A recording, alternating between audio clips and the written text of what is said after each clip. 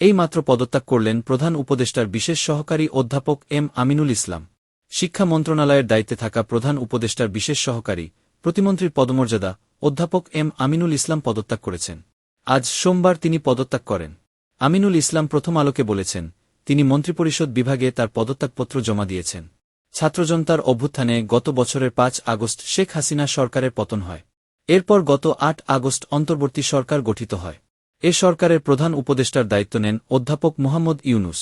গত প্রায় ৭ মাসে কয়েক দফায় উপদেষ্টা পরিষদে রদবদল ও নতুন নিয়োগ হয়েছে। প্রধান উপদেষ্টাসহ অন্তর্বর্তী সরকারে এখন উপদেষ্টা ২-৩ জন। তাদের মধ্যে গত বুধবার অধ্যাপক চৌধুরী রফিকুল আবরার, CR আবরার উপদেষ্টা হিসেবে শপথ নিয়েছেন। তিনি শিক্ষা মন্ত্রণালয়ের দায়িত্ব পেয়েছেন। এতদিন শিক্ষা ও পরিকল্পনা মন্ত্রণালয়ের দায়িত্বে থাকা অধ্যাপক ওয়াহিদুদ্দিন মাহমুদ এখন কেবল পরিকল্পনা মন্ত্রণালয়ের দায়িত্ব পালন করছেন। এর আগে গত নভেম্বরে প্রতিমন্ত্রীর পদমর্যাদায় ৩ জনকে বিশেষ সহকারী নিয়োগ দেন অন্তর্বর্তী সরকারের প্রধান উপদেষ্টা অধ্যাপক মোহাম্মদ ইউনুস। এই ৩ বিশেষ সহকারীর মধ্যে অধ্যাপক এম আমিনুল ইসলাম শিক্ষা মন্ত্রণালয়ের উপদেষ্টাকে সহযোগিতার দায়িত্বে